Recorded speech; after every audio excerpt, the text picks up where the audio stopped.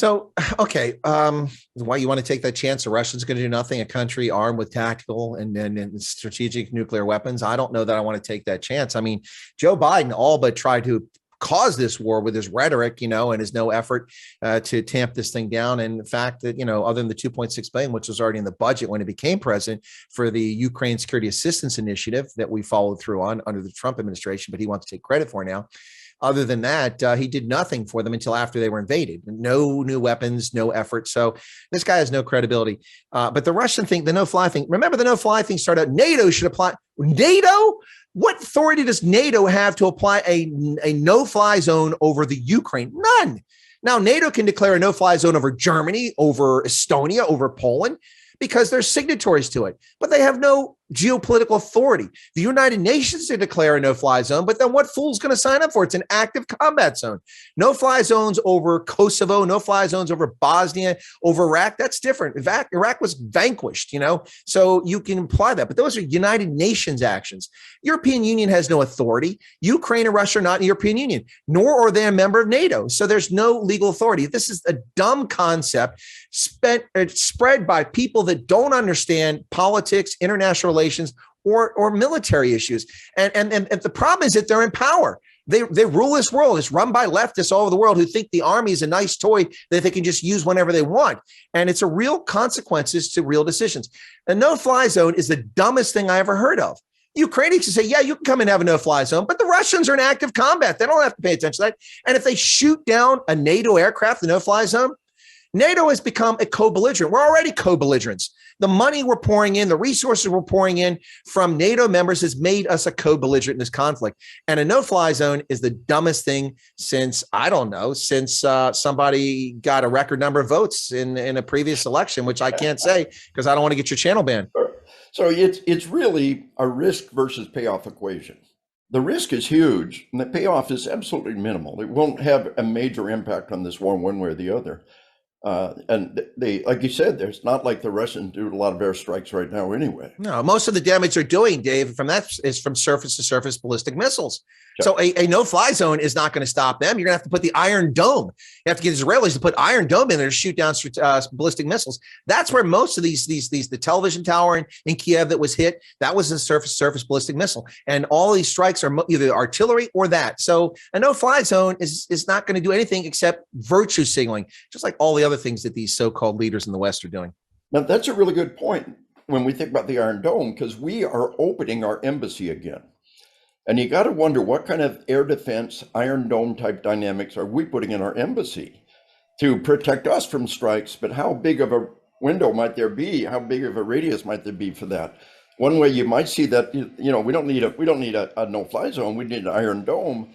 And as we open our embassy, we may very well see an Iron Dome over their capital just as part of our embassy. It would be reasonable to put some kind of a counter battery dynamic or an air defense dynamic in that environment. And so talking about an Iron Dome versus a no-fly zone, that's a different equation and very possible. And all this energy that was wasted over, let's get Polish Sukhois and MiG-29s over there. We're going to get them over there. Okay, fine. That's fine. But if you want to defend Ukraine, buy a bunch of Iron Domes from Israel, send a bunch of Patriot batteries over there, and that will have a far more effective impact because that's where the real stuff is coming, surface ballistic missiles, and give us some counter battery radars. And now the French have just done that. They've just sent their mobile 155 howitzers, which have incredible range, 40 kilometers. That's an impact. That's going to change the dynamic. But a no-fly zone is just nonsense. This is what stupid politicians do when they're morons. We had a no-fly zone over Srebrenica. No, it had a no-fly zone over Srebrenica, and every male 13 and over was shot in the back of the head. 7,000 men butchered in Srebrenica. What did that accomplish? And by the way, we were flying the zone. 2 Air Force F-16s from Aviano Air Base were flying AirCat missions over Srebrenica when the Dutch begged for air support. And they were denied by Kofi Annan and the UN Department of Peacekeeping Operations. So I don't want to hear about no-fly zones. They're idiotic. They're done by politicians that are brain dead. And if they farted, all their brain capacity will go out the rectum in the moment they farted. Case closed.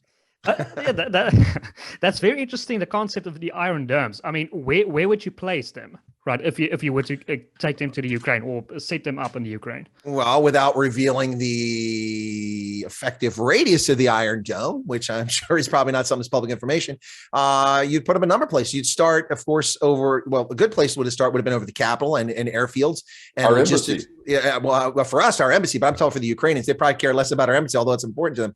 I mean, the Ukrainians probably don't want this, but if our embassy had been attacked, that'd probably be in their favor, by the Russians. But you put them over logistical points, key nodes, and as a former air defender in one of my lives, you have mutually overlapping and supporting fires. So you put one here, and you have a effective radius, so it's overlapping, so that they can both engage. And the key to this is radars, and then mutual overlapping support, and then this would change the entire dynamic conflict. Russia could never win this conflict if they had those resources at hand right now. And with counter battery, because the way the Soviets and the way the Russians fight war is they pound you with artillery. And then they try to bring armor formations at you. Well, spring is here. The mud is in the Ukraine, so it's not easy to maneuver as it was on frozen turf. So that's the problem for getting around. But artillery can still fire, and they can bomb you into submission. Just look at the cities, how they're being hit, most in the east, mostly with artillery.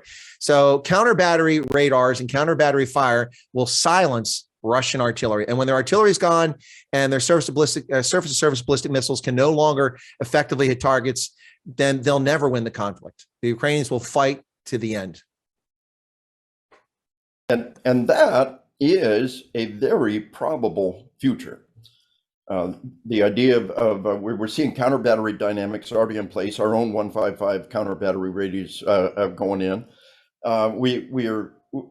It's so easy to slip in Iron Dome type things. When we see a Patriot missile battery going in, then you'll know it's approaching an entirely new level. It's well within the realm of possibility. And again, the point is very good there, that once we get that, the Russians can do nothing. And the war will continue to last until the Ukrainians are tired of fighting, or until they've gotten the ground that they want. To what degree are we going to put that kind of resources in? That's still an unknown.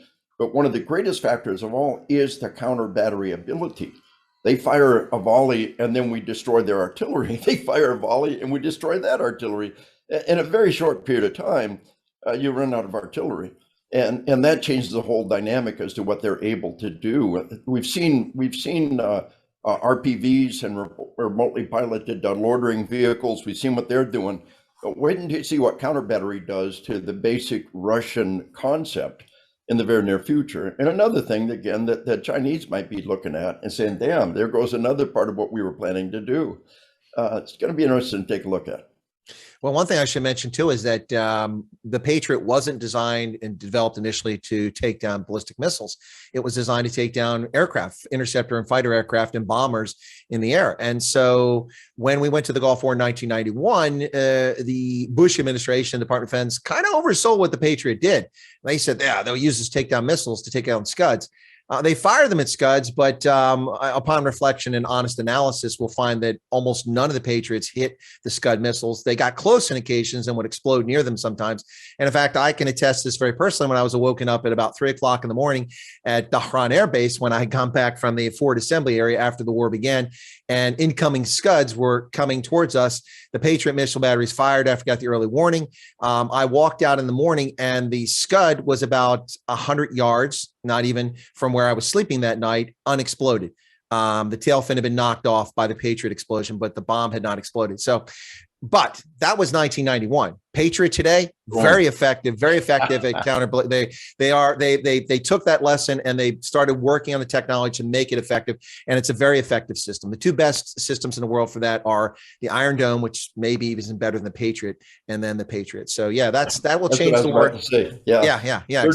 30 years of progress. They haven't sat still. Those systems are on a daily basis. They rework the programming consistently. The software is always advancing.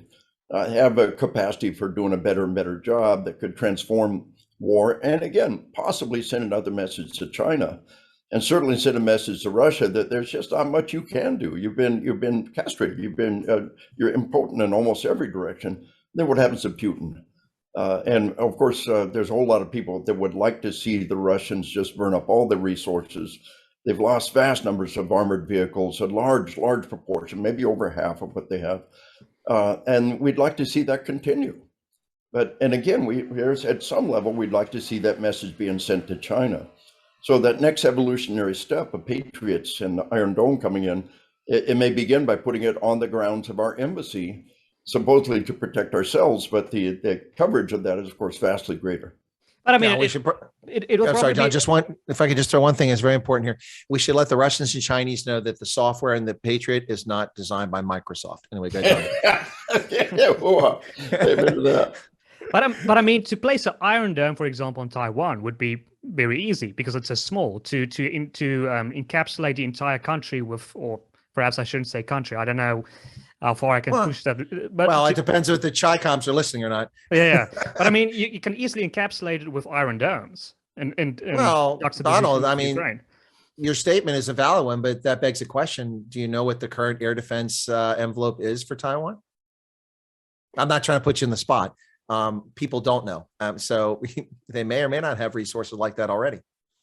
And of course, are the Chinese developing resources to counter that? Yeah. Vast resources. So it's always a constant technological game. Who's going to pull the front on that?